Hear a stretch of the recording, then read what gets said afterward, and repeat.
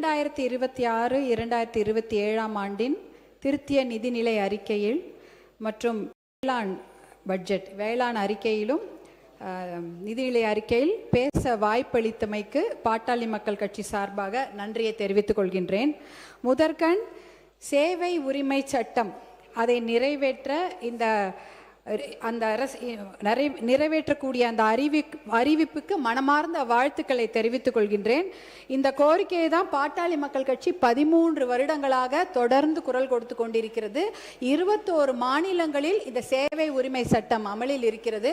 இந்த சேவை உரிமை சட்டம் வந்ததுன்னா பர்த் சர்டிஃபிகேட்டு, டெத் சர்டிஃபிகேட்டு, பட்டா, இந்த இபி, ரேஷன் கார்டு போன்றவையெல்லாம் எளிதில் மக்களுக்கு போய் சேரும். அதற்கு மனமார்ந்த வாழ்த்துக்களை தெரிவித்துக் கொள்கின்றோம். அதே போல இயற்கை விஞ்ஞானி பெரியவர் நம்மாழ்வார் அவர்கள் பெயரிலும், சேவை செம்மல் அஞ்சலை அம்மாள் அவர்கள் பெயரிலும் விருதுகள் வழங்கி கௌரவிப்பதை மனமார்ந்த வாழ்த்துக்களோடு வரவேற்கின்றோம்.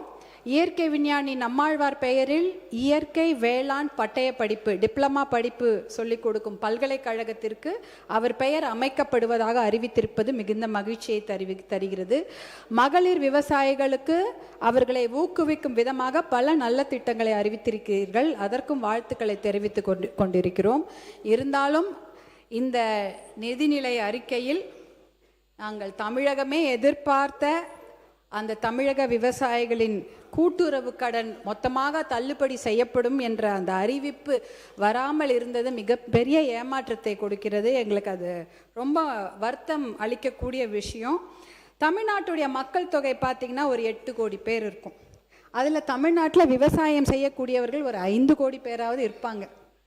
அப்போ நிதிநிலை அறிக்கையில் 4,72,580 கோடியை நிதிநிலை அறிக்கையில் மாண்புமிகு நிதியமைச்சர் அவர்கள் தாக்கல் செய்தார். ஆனால் வேளாண் நிதிநிலை அறிக்கையில் வேளாண் அக்ரிகல்ச்சருக்கு மட்டும் 14,000 கோடி தானா? 5 கோடி பேருக்கு வெறும் 14,000 கோடி தான் நீங்கள் தாக்கல் செய்திருக்கிறீர்களா?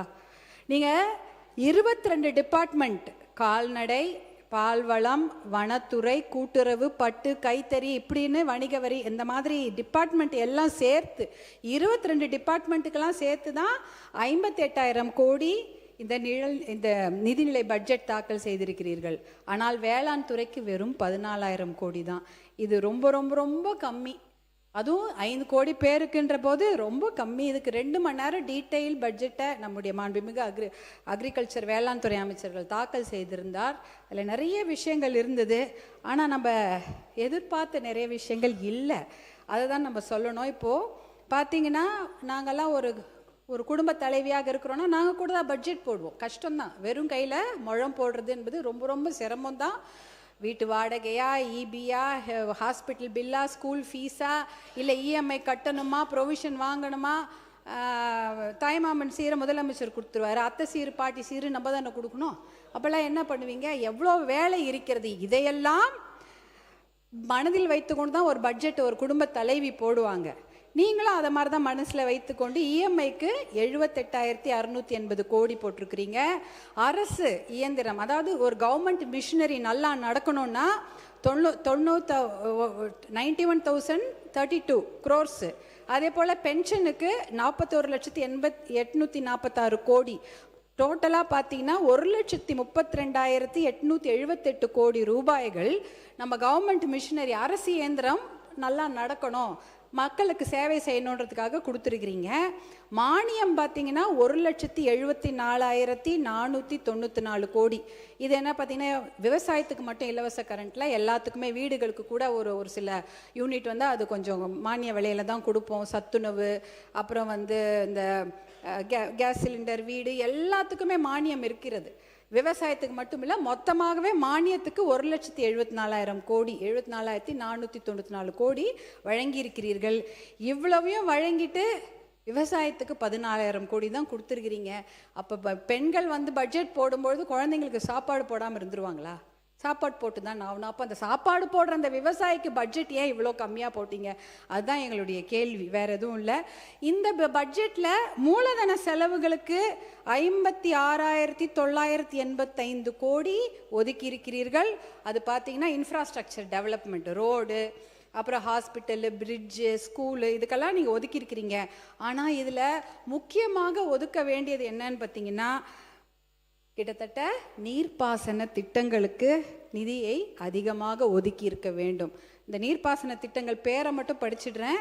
காவிரி குண்டாறு இணைப்பு திட்டம், தர்மபுரி காவிரி உபர்நீர் திட்டம், அரியலூர் சோழர் பாசன திட்டம், காவிரி சரபங்கா திருமணி முத்தாறு கால்வாய் இணைப்பு திட்டம், நந்தன் கால்வாய் திட்டம் மற்றும் தென்பெண்ணை துறிஞ்சலாறு இணைப்பு திட்டம், பாலாற்றில் தடுப்பணைகள் பாசன திட்டம், பாண்டியாறு புன்னம்புழா திட்டம், அத்திக்கடவு அவிநாசி திட்டம் 2.0, மேட்டூர் அணை வலதுகரை கால்வாய் நீட்டிப்பு திட்டம், தோணிமடுவு பாசன திட்டம், படேதலாவ் ஏரி கால்வாய் திட்டம், பாலேகுழி ஏரி கால்வாய் திட்டம், இத்தனை திட்டங்கள் இருக்கிறது. இந்த திட்டங்களுக்கு, நீர்ப்பாசன திட்டங்களுக்கு அதிகப்படியான நிதியை மூலதன செலவுகளில் ஒதுக்கி இருக்க வேண்டும். அதாவது பார்த்தீங்கன்னா, தமிழ்நாட்டில் 950 மில்லிமீட்டர் மழை வருஷத்துக்கு பெய்யுது. இது போதுமான மழை தான். நம்மளுடைய south west monsoon, north east monsoon, தென்கிழக்கு வடமேற்கு அந்த மான்சூனில் நமக்கு நல்ல மழை பெய்யுது. ஆனால் அந்த மழை தண்ணி எல்லாம் கடலில் வீணாக கலந்துடுது. எப்படி பார்த்தீங்கன்னா, முன்னாடிலாம் தமிழ்நாட்டில் மழை ஒரு 50 நாட்களாவது பெய்யும். அப்போ நிலத்தடி நீர் வளம் பெறும், மீதியெல்லாம் கடலுக்கு போயிடும். ஆனால் இப்போ 30 நாளில் இந்த 2 மான்சூன்லேயும் மழை பெஞ்சு மொத்தமாக தண்ணிலாம் வேகமாக கடலில் போயிடுது. அதனால் இந்த இரிகேஷன் ஸ்கீம்ஸ்னால் 2 விதமாக இந்த தண்ணீரை நாம் சேமிக்க முடியும். இந்த மழை தண்ணியை 2 விதமாக சேமிக்கலாம். ஒன்று பார்த்தீங்கன்னா, இந்த தடுப்பணைகள் கட்டலாம். பாலாறில் தடுப்பணைகள் கட்டலாம், காவிரி ஆறில் தடுப்பணைகள் கட்டலாம். அந்த காவிரிக்கு நான் சொன்னேன் 420 கிலோமீட்டர் ஓடுதுன்னு. 10 கிலோமீட்டருக்கு ஒரு தடுப்பணைகள் கட்டினால் கண்டிப்பாக இந்த தண்ணீரை கடலில் போகாமல் நம்மளால் சேமிக்க முடியும். நீங்கள் 420 கிலோமீட்டரில் 10னா 42 தடுப்பணைகள் கட்டணும்னு கூட அவசியம் இல்லை. ஒரு 25-30 தடுப்பணைகள் கட்டினா கூட 20 டிஎம்சி தண்ணீரை நம்ம கடலில் போகாமல் நம்மளே சேர்த்து வச்சிடலாம். அந்த 20 டிஎம்சி தண்ணீர் இருந்தால் பாசன திட்டத்துக்கு உபயோகமாயிடும். தர்மபுரிக்கு 2 டிஎம்சி தண்ணி தான் தேவைப்படும், சேலத்துக்கு 5 டிஎம்சி தண்ணி. இப்படி இருந்தாலே இந்த மாவட்டங்கள் விவசாயம் செய்வதற்கு ஏதுவாக இருக்கும். அதாவது காவிரி ஆறு, பாலாறு, எல்லா ஆறுகள் கிட்டத்தட்ட நம்ம ஊரில் 35 பெரிய ஆறுகள் இருக்கு. அதில் 10 கிலோமீட்டருக்கு ஒரு தடுப்பணை கட்டினால் கடலில் கலக்கும் நீரை நம்ம வேஸ்ட் பண்ணாமல் அதை நம்ம சேமித்தாலே நம்ம 100 டிஎம்சி தண்ணீர் வரைக்கும் நம்ம தமிழ்நாட்டிலே சேமித்து கொள்ளலாம். இதுக்கு அப்புறம் யாரையும் கேட்க தேவையில்லை. காவிரி யாருக்கா கர்நாடகா கிட்ட கையேந்த வேண்டியதில்லை, கேரளா கிட்ட இந்த புன்னம்புழா இந்த திட்டத்துங்களுக்காகவும் முல்லை பெரியாருக்கும் கையேந்த வேண்டியது கிடையாது. கிருஷ்ணா கோதாவரிக்காக நம்ம ஆந்திரா கிட்ட கையேந்த வேண்டியது கிடையாது. எல்லாமே நம்ம கிட்ட பெய்கிற மழையை நம்ம தடுப்பணைகள் மூலம் சேமித்து கொள்ளலாம். 2வது வழியில் இதே தண்ணீரை சேமிக்க முடியும். அது ஏரி குளங்களை தூர்வாருகின்ற திட்டம். 42,000 ஏரி இருந்தது, இன்னைக்கு 27,000 ஏரி தான் இருக்கிறது. அந்த 27,000 ஏரிகளை தூர்வாரினாலே இதுலையும் கிட்டத்தட்ட 100-150 டிஎம்சி தண்ணீரை தேக்கி வைக்க முடியும். இதில் அது கூட 10 அடி 20 அடி ஆழெல்லாம் தூர்வார தேவையில்லை. ஒரு மீட்டர், அதாவது இவ்வளவுதான் இருக்கும். 1 மீட்டர்னா இந்த 1 மீட்டருக்கு நீங்க தூர்வாரினாலே, ஏரி குளங்களை தூர்வாரினாலே அந்த தண்ணீரை இதை சேர்த்து வைத்து ஏரியில தண்ணி இருந்ததுன்னா அவங்க கிணத்துல ஆட்டோமேட்டிக்கா தண்ணி வந்துடும். விவசாயியோட கிணத்துல அந்த ஆட்டோமேட்டிக்கா தண்ணி வந்ததுன்னா விவசாயம் நல்லபடியா பண்ணுவாங்க. இந்த திட்டத்தின் மூலம் பார்த்தீங்கன்னா 100 டிஎம்சி காவேரியில, பாலாறில் 15-20 டிஎம்சி, தென்பெண்ணை ஆறில் ஒரு 30 டிஎம்சி, தாமிரபரணியில் 15 டிஎம்சி தண்ணீர், இப்படின்னு ஒரு 150 டிஎம்சி தண்ணீரை நம் தமிழ்நாட்டில் நாமே தேக்கி வைத்துக் கொள்ளலாம். இதுக்கப்புறம் யார்கிட்டையும் தண்ணிக்காக கேட்க வேண்டியதே இல்லை. கிரவுண்ட் ரீசார்ஜ் ஆகிடும், ஏரி குளங்களில் தண்ணி இருக்கும். ஆனால் இந்த திட்டங்கள் அந்த வேளாண் பட்ஜெட்டில் இருக்கும் என்று நான் எதிர்பார்த்தேன். அந்த திட்டங்களுக்கான நிதி ஒதுக்கீடு ரொம்ப ரொம்ப கம்மியாக இருந்தது. அதை 1% தான் செய்ய முடியும். இந்த திட்டங்களில் நிதி ஒதுக்கீடு பண்ணி தான் 1% தான் அந்த நிதி ஒதுக்கீடுக்கு அந்த வேலைகளை செய்ய முடியும். அதே சமயம் இந்த சமயம் பார்த்தீங்கன்னா கிரவுண்டு ரீசார்ஜும் ஆகாது. ஏரி பாசனம் இல்லை, ஆற்று பாசனம் இல்லை, மழை தண்ணியும் வேகமாக கடலில் போயிடுது. எதை வச்சு விவசாயிகள் விவசாயம் செய்வாங்க? அவங்க நிலத்தடி நீரை நம்பித்தான் இருக்கிறார்கள். நிலத்தடி நீர் இப்போ எங்கே போயிடுச்சு? கிட்டத்தட்ட 100 அடி 200 அடி 800 அடிலாம் சில ஊரில் நிலத்தடி நீர் கீழே போயிடுச்சு. அவ்வளோ பெரிய பைப்பு போட்டாதான் நிலத்தடி நீரை உறிஞ்சி எடுத்து அவங்க பாசனம் செய்ய முடியும். அதற்காக தான் விவசாயிகள் இலவச மின்சார திட்டத்துக்கு பதிவு பண்ணியிருக்கிறாங்க. கிட்டத்தட்ட 2 லட்சம் பேர் இலவச மின்சார திட்டத்துக்கு பதிவு பண்ணியிருக்கிறாங்க. அதே சமயம் தட்கல் முறையில் கிட்டத்தட்ட 65,000 பேர் பதிவு பண்ணியிருக்கிறாங்க. பார்த்தீங்கன்னா 5 ஹார்ஸ் பவர்லேருந்து 15 ஹார்ஸ் பவருக்கு 2 லட்சத்துலேருந்து 4 லட்சம் ரூபாய் வரைக்கும் அவங்க முன்பணமாக எலக்ட்ரிசிட்டி போர்டுக்கு செலுத்தி இருக்கிறாங்க. மின்சார வாரியத்துக்கு ஒரு 1,500 கோடி ரூபாயை கடன் வாங்கி காலில் இருக்க கொலுசெல்லாம் விற்று காதில் இருக்கிற கம்மலெல்லாம் விற்று 2 லட்சம் 4 லட்சம் கட்டியிருக்கிறாங்க. இன்னும் அந்த இலவச மின்சார திட்டம் அவர்களுக்கு வழங்கப்படவில்லை. தேர்தல் வந்துருச்சு, அதனால் வழங்கவில்லைன்னு சொன்னாங்க. தேர்தல் முடிஞ்சு 2 மாதம் ஆயிடுச்சு. கண்டிப்பாக அந்த இலவச மின்சார திட்டத்தை பதிவு செய்த அந்த விவசாயிகளுக்கு வழங்குமாறு உங்களை அன்போடு கேட்டுக்கொள்கின்றேன். அதே சமயம் பார்த்தீங்கன்னா நிறைய மானியங்களை அறிவித்திருக்கிறீர்கள், நான் பார்த்தேன். ஆனால் இந்த மானியங்கள்லாம் பார்த்தீங்கன்னா 1 ஏக்கர் 2 ஏக்கர் விவசாயிகளுக்கு தெரியவே தெரியாது. ஒரு 20-30 ஏக்கர் வைத்திருக்கிற விவசாயிகள் தான் இந்த மானியத்தை பற்றி நன்றாக தெரியும். அவங்க தான் ஒரு 2 வீலர் எடுத்துக்கிட்டு பைக் எடுத்துக்கிட்டு அவங்க நகர்ப்புறத்துக்கு போயிட்டு விஏஓ பிடிஓ எல்லாரையும் போய் பார்த்து அந்த மானியத்தெல்லாம் வாங்கிட்டு வருவாங்க. ஆனால் இந்த 1 ஏக்கர் 2 ஏக்கர் எங்கேயோ குக்கிராமத்திலே மலைப்பகுதியில் உட்காந்துருப்பாங்க. அவங்களுக்கு இந்த மானியத்தை பற்றி தெரிய வாய்ப்பே இல்லை. யாரும் போய் அவங்களுக்கு எடுத்து சொல்லவும் மாட்டாங்க. அவங்க ஒரு பஸ் எடுத்துகிட்டு போயிட்டு அதை பற்றி தெரிஞ்சுக்கவும் மாட்டாங்க. ஏன்னா அந்த ஊருக்கெல்லாம் ஒரு பஸ் தான் வரும் காலையில். அவன் ஒரு வாட்டி அந்த விவசாயி அந்த பஸ் ஏறி போயிட்டு திருப்பி அவங்க 2 நாள் உழைப்பு வீணாயிடும். அந்த ஊருக்கெல்லாம் எனக்கு தெரிஞ்சு 108 ஆம்புலன்ஸா எப்போ கூப்பிட்டாலும் வரும். அதுவும் மருத்துவர் அன்புமணி அவர்கள் கொண்டு வந்த திட்டம் தான்.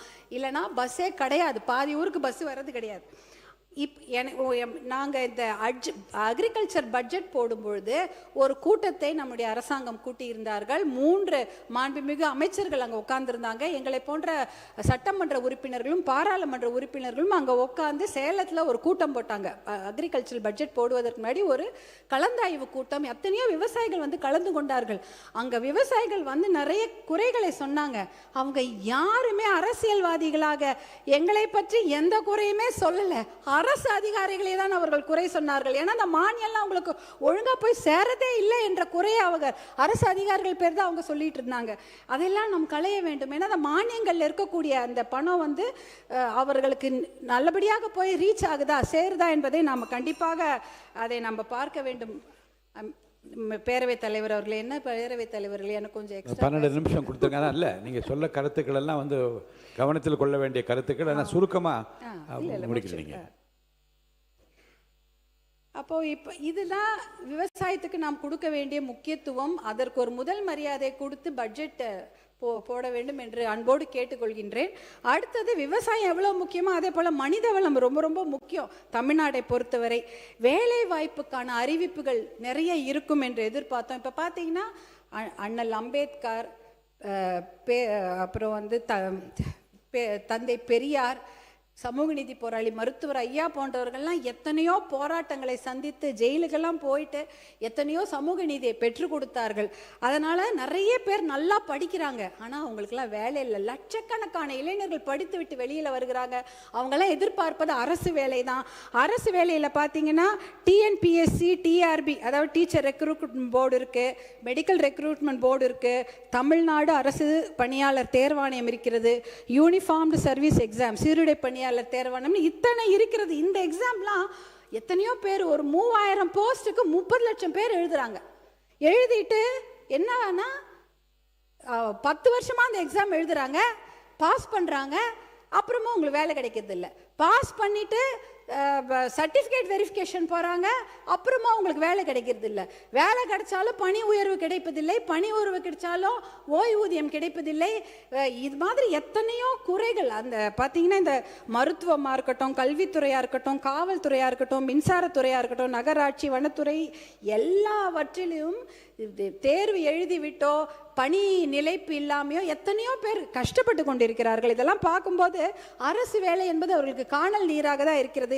அப்படிப்பட்ட அறிவிப்புகள் இந்த பட்ஜெட்டில் இருக்கும் நாங்கள் எதிர்பார்த்தோம், அதுவுமே இல்லை.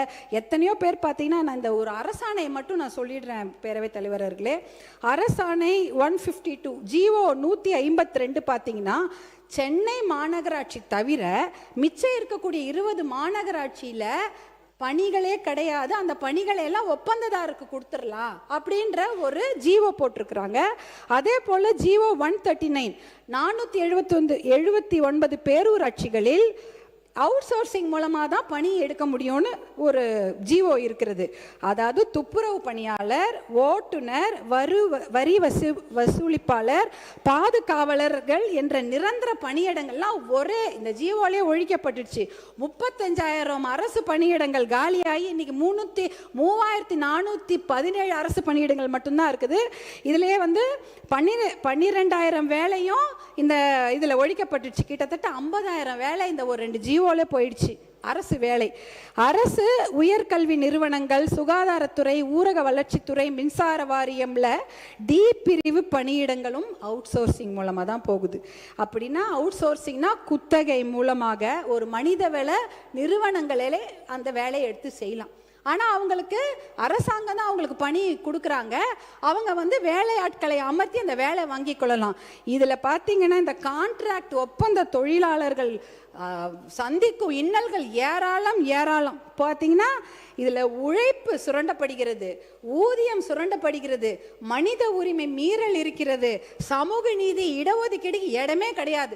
இந்த அவுட் சோர்சிங் முறையை கண்டிப்பாக ஒழித்து விட்டு, ஏன் தெரியுங்களா, 100 கோடி ரூபாவோ 150 கோடி ரூபாவோ அந்த நிறுவனங்களுக்கு கொடுத்தீங்கன்னா 12 கோடி ரூபாய் மட்டும்தான் அவங்க சம்பளமாக கொடுக்குறாங்க. மிச்சம் 140 கோடி ரூபாய் என்ன ஃபினைல் வாங்குறதுக்கும் தொடப்பம் வாங்குறதுக்குமா யூஸ் பண்ணிக்கிறாங்க. அப்போ என்ன அது அட்மினிஸ்ட்ரேஷன் சார்ஜஸ்ன்னு சொல்கிறாங்க. இதெல்லாம் ஒழிச்சிட்டா தான் இடஒதுக்கீடு பாதுகாக்கப்படும், மனித உரிமை மீறலை நம்ம குறைக்கலாம். அதே போல் நீங்கள் பார்த்தீங்கன்னா அடுத்தது டெம்பரரி தற்காலிக பணியிடங்கள். அந்த தற்காலிக பணியிடங்களில் 5 வருஷம் பணியாற்றினா அவங்களுக்கு நிரந்தர பணியிடமாக ஆக்கி கொடுக்க வேண்டும். இன்னொரு சொல்யூஷன் இருக்குது. தனியார் நிறுவனங்களில் 80% உள்ளூர் இளைஞர்களுக்கு வேலை வாய்ப்பு கொடுக்க வேண்டும் என்ற ஒரு பாலிசி டிசிஷன் சட்டத்தை கொண்டு வந்தால் கண்டிப்பாக அரசு வேலை இல்லைன்னு ஆகிப்போச்சு.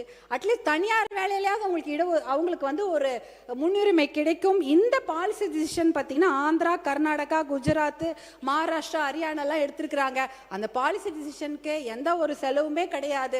ஒரு சட்டத்தை போட்டால் கண்டிப்பாக 80% இளைஞர்களுக்கு தனியார் நிறுவனங்களில் வேலை கிடைக்கும். இது ஒரு சொல்யூஷனாக நாங்கள் சொல்கிறோம். இதை மாற்றம் அப்படின்னு சொல்லிட்டு தான் எல்லாருமே ஆட்சிக்கு வந்திருக்கிறாங்க. இப்படிப்பட்ட ஒரு மாற்றத்தை கொடுக்க வேண்டும் என்பதற்காக தான் 2004 மருத்துவர் அன்புமணி அவர்கள் சுகாதாரத்துறை அமைச்சராக பொறுப்பேற்ற போது நிறைய முன்னேற்றமான திட்டங்களை கொண்டு வந்திருக்கிறாரு. அவர் அதற்காக 4 இன்டர்நேஷனல் அவார்ட்லாம் வாங்கினாரு. ஒரு மாற்றத்தை கொடுக்க வேணும், சிஸ்டத்தை மாற்றணும்னா அது மிகப்பெரிய சிக்கல், மிகப்பெரிய போராட்டம் என்பது நான் கண்கூடாக பார்த்துருக்கிறேன். மிகப்பெரிய ஒரு டொபாக்கோ மாஃபியாவை எதிர்த்து தான் அவர் போராடினாரு. அதற்காக அவருக்கு விருதுகள்லாம் கிடைச்சது. ஸ்டாண்டிங் ஓவேஷன்ல அமெரிக்காவில் கொடுத்தாங்க. அதே போல யுனைடெட் நேஷன்ஸ்ல WHO அவார்டு 2 வாங்கியிருக்கிறார் மருத்துவர் அன்புமணி. எதற்காக? இந்த கிராமப்புற சுகாதார திட்டத்தை அறிமுகப்படுத்தி 108 ஆம்புலன்ஸ் போன்ற திட்டங்களை கொடுத்ததற்காக WHO உடைய அவார்டை அவங்க வாங்குறாங்க. டோனி பிளேர் அவர் இங்கிலாந்துடைய prime minister, Bill Gates, Bill Clinton அமெரிக்காவுடைய அதிபர், அதே போல் கோய்சுமி சொல்லிட்டு ஜப்பானுடைய பிரதமர், கோஃபி அன்னன் என்ற யுனைடெட் நேஷன்ஸ் ஜெனரல், இவர்கள் வாங்கிய விருதை மருத்துவர் அன்புமணி இந்தியாவில் வாங்கியிருக்கிறாரு. Rotary International award for polio எராடிகேஷனுக்காக, போலியோ ஒழிப்பதற்காக இந்த சாதனைகள் எல்லாம் அவர் செய்ததற்காக அந்த இன்டர்நேஷனல் விருதை அவருக்கு டெல்லியில் கொடுக்குறாங்க. இத்தனை அவார்ட்களையும் அவர் வாங்கியிருக்காரு. ஆனால் அங்கே டெல்லியில் தான் தெரியும், அது இன்டர்நேஷனலில் தான் அவரை பற்றி தெரியும். இங்கே யாரும் அவருடைய சர்வீஸில் கண்டுக்கவே இல்லை, அதை பற்றி அவர் பெருசாக எடுத்துக்கிட்டதும் இல்லை. அவரை பொறுத்த வரைக்கும் கீதையில் சொன்ன மாதிரி கடமையை செய், பலனை எதிர்பார்க்காதே என்ற ஒரு விஷயத்துல தான் அவர் பயணிச்சுட்டு இருக்கிறாரு. இப்படிப்பட்ட எல்லாரும் அவர்களுடைய கட்சி தலைவர்களை பற்றி குறுக்கீடுகள் இல்லாமல் உங்களுக்கு 20 நிமிடம் நான் அழைத்திருக்கிறேன். நன்றி சொல்லி முடிச்சிடணும். நன்றி சொல்லி முடிச்சிடுறேன். எல்லாருக்கும் அவர்களுடைய தலைவர்களை பற்றி ஒரு 4 நல்ல வார்த்தை நிறைய சொல்லியிருக்கீங்க. என்னுடைய மதிப்புக்குரிய அன்புமணி அவர்களை பற்றி நீங்க நிறைய சொல்லியிருக்கீங்க. அடுத்து நீங்க நன்றி சொல்லி முடிக்க. நன்றி. இறுதியாக சமூக நீதி கணக்கெடுப்பு. என்று ஒரு வரலாற்று சிறப்புமிக்க தீர்மானத்தை அறிவிப்பை வெளியிட்டீர்கள். அதற்கு பட்ஜெட் ஒதுக்கி இருந்தால் இன்னும் நன்றாக இருந்திருக்கும். அதே போல கூட்டுறவு கடன் தள்ளுபடியை எதிர்பார்க்கின்றோம். இலவச மின்சாரத்திற்கு உடனடியாக எதிர்பார்த்திருக்கின்றோம். டாஸ்மாக் மதுக்கடைகளை படிப்படியாக மூடி பெண்களுடைய மகிழ்ச்சிக்கும் பாதுகாப்பையும் உறுதி செய்ய வேண்டும். அதற்கான அறிவிப்புகளையும் எதிர்பார்த்து கொண்டிருக்கின்றோம். ஆல்டர்னேட் ரெவென்யூ பற்றிய முழு திட்டங்கள் வேண்டும். அவுட் சோர்சிங் முறை முற்றிலுமாக ஒழிக்கப்பட வேண்டும். தற்காலிக பணி செய்பவர்களுக்கு அது நிரந்தர பணியிடமாக ஆக்கி கொடுக்க வேண்டும். தனியார் நிறுவனங்களில் அந்த இளைஞர்களுக்கு 80% வேலை வாய்ப்பை உறுதி செய்ய வேண்டும். இதெல்லாம் தான் என்னுடைய கோரிக்கை. முக்கியமான கோரிக்கை காவிரி தர்மபுரி உபர்நீர் திட்டத்தை தயவு செய்து மறந்து விடாதீர்கள். அது என்னுடைய முக்கியமான கோரிக்கை. நான் வேற எதுவுமே கேட்கல. தர்மபுரி மாவட்டத்திற்கு காவிரி உபர்நீர் திட்டத்தை கொண்டு வாங்க. நான் இந்த 1 லட்சம் கிராமத்தில் தான் போய் பயணிச்சுட்டு இருக்கிறேன். கிராமத்தில் தான் போயிட்டே இருப்பேன். 1 லட்சம் 2 லட்சம் விவசாயிகளோட கையை போய் பிடிப்பாங்களே. என் கையை பிடிச்சி எனக்கு நன்றி சொல்லுவாங்க. ஏதாவது ஆசையாக கையை பிடிப்பாங்க. அந்த கை எப்படி இருக்குமா தெரியுமா இருக்கும் தலைவர்கள் அப்படி கரடு முரடா ரஃப்பாக கரம்பு காய்ச்சி போய் காயம் போயிருக்கும் அந்த கை. ஏன்னா அவங்க சேர் சகதியில் மட்டும் இல்லை, பாறையில் வேலை செய்கிறாங்க. மண்ணிலையும் கடப்பாறையிலையும் மண்வெட்டிலையும் வேலை செஞ்சு கையெல்லாம் அவ்வளோ கரம்பாக இருக்கும். அந்த கையை அந்த விவசாயிகளோட கைகளை விட்டு விடாதீர்கள் என்று உங்களை கேட்டுக்கொண்டு வாய்ப்பளித்த உங்களுக்கு என்னுடைய மனமார்ந்த நன்றியை தெரிவித்து விடைபெறுகிறேன். நன்றி, வணக்கம். மாண்புமிகு நீர்வளத்துறை அமைச்சர் அவர்கள். மாண்புமிகு பேரவைத் தலைவர் அவர்களே, மாண்புமிகு உறுப்பினர் அவர்கள், நீர்வளத்துறைக்கு கடந்த காலங்களில் ஒதுக்கீடு செய்யப்பட்டுள்ள நிதிகளை விட மாண்புமிகு தமிழ்நாடு முதலமைச்சர் அவர்களின் தலைமையிலான அரசு அதிக அளவிலான நிதியை ஒதுக்கியுள்ளது. மேலும் ஏரி குளங்களை தனியார் பங்களிப்புடன் தூர்வாரும் பொருட்டு தனியாக அரசாணை பிறப்பிக்கப்பட்டுள்ளது. சென்னையில் அடையாறு, கூவம், வேளச்சேரி ஏரி, நாராயணபுரம் ஏரி ஆகியவற்றை தூர்வாரும் பணி தனியார் பங்களிப்புடன் தொடங்கப்பட்டுள்ளது. தமிழ்நாட்டில் ஊரக வளர்ச்சித்துறையில் உள்ள 22,000 ஏரிகளும் நீர்வளத்துறையில் உள்ள 14,000 ஏரிகளும் தூர்வார நடவடிக்கை எடுக்கப்பட்டுள்ளது. மேலும் மாண்புமிகு உறுப்பினர், என்னுடைய அலுவலகத்துக்கு நீங்களும் உங்களுடைய பாட்டாளி மக்கள் கட்சி தலைவர் வந்திருந்தீங்க. அதை நீங்கள் எல்லாமே மனுவாகவே கொடுத்துருந்தீங்க. ஒரு 2 மணி நேரம் நீங்களும் நானும் எல்லாமே டிஸ்கஷன் பண்ணோம். உங்களை பொறுத்த வரைக்கும் தருமபுரி மாவட்டம் எங்களுக்கும் தான் மாவட்டம். கண்டிப்பாக அந்த விவசாயிகளின் உடைய கோரிக்கைகள் அனைத்தும் நிறைவேற்றப்படும்.